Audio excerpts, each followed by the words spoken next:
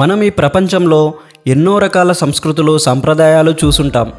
దేశాన్ని బట్టి ప్రాంతాన్ని బట్టి అవి మారుతుంటాయి. అలాంటి వాటిలో ఒకటి నేకెడ్ ఫెస్టివల్. అంటే అందరూ నగ్నంగా వేడుకల్లో పాల్గొంటారు. మగవారే ఈ పండుగ జరుపుకుంటారు. గడ్డ కట్టే చలిలో నగ్నంగా వేడుక చేసుకుంటారు. మరి ఈ వింత సాంప్రదాయం ఎక్కడుందో తెలుసా? మా నాలెడ్జ్ వర్త్ అనిపిస్తే కనుక లైక్ కొట్టి సబ్స్క్రైబ్ చేయండి. అలాగే బెల్ ఐకాన్ ఆన్ చేసుకోండి. అప్పుడే మా ఛానల్ అప్లోడ్ అయ్యే వీడియోస్ వెంటనే మీకు వస్తాయి. జపాన్లోని 3 అత్యంత విచిత్రమైన పండుగలలో ఒకటిగా ప్రసిద్ధి చెందిన ఇవాట్లోని నేకెడ్ మెన్ ఈవెంట్ సాంప్రదాయకంగా చంద్ర నూతన సంవత్సరం 7వ రాత్రి నుండి మరుసటి రోజు ఉదయం వరకు ఈ పండుగ జరుపుకుంటారు.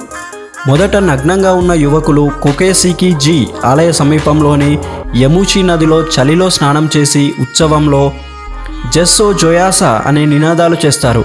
అంటే చెడును అంతం చేయండి అంటూ అరుస్తూ ఆలయంలోకి ప్రవేశిస్తారు.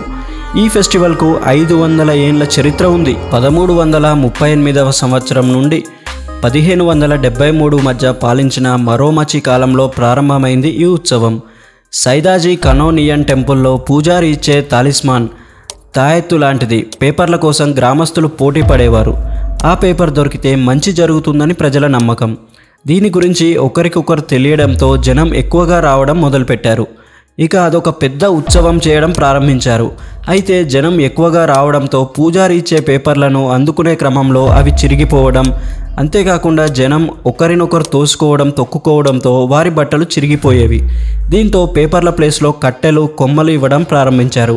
అలాగే ఈ ఈవెంట్లో బట్టలు లేకుండా పాల్గొనాలని నిబంధన పెట్టారు. గుడిలోని పై అంతస్తు నుంచి పూజారి ఆకుల రెమ్మను గుంపుపైకి విసిరితే దానిని అందుకోవడానికి అందరూ పోటీ పడతారు.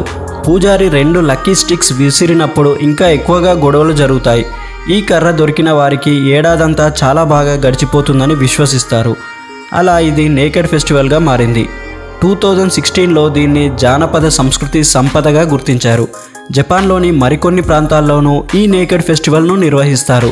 అయితే ఒక్కో ప్రాంతంలో ఒక్కో పద్ధతిలో జరుపుకుంటారు. కానీ ఈ పండుగను ఎందుకు జరుపుకుంటారు అన్న విషయం గురించి వెతకగా తెలిసింది ఏంటి అంటే 1000 ఏళ్ల క్రితం ప్లేగు వంటి అంటువ్యాధులు రాకుండా ఉండేందుకు ఈ ఆచారాన్ని ప్రారంభించినట్లు చెప్తారు. ఈ సంవత్సరం ఈ ఈవెంట్ ఇక జరగదట. ఎందుకంటే వృద్ధాప్య సంఘం ఇంత పెద్ద ఈవెంట్ యొక్క డిమాండ్లను భరించలేరు. అలాగే కరోనా ఎఫెక్ట్ వల్ల కూడా ఈ ఈవెంట్ జరగకపోవడానికి ముఖ్య కారణం.